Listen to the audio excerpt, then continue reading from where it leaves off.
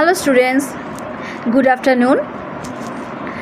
চলে এসেছি আজকে সত্যেন্দ্রনাথ দত্তের দ্বিতীয় পর্ব নিয়ে।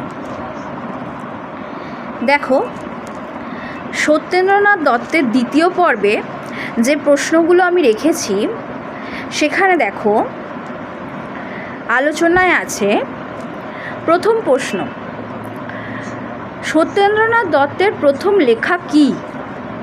সত্যেন্দ্রনাথ দত্তের কবি ও ছড়াকার সত্যেন্দ্রনাথ দত্তের প্রথম লেখা কী?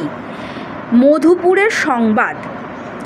2 নম্বর প্রশ্ন, সত্যেন্দ্রনাথ দত্তের কয়েকটি কাব্যগ্রন্থের নাম লেখো।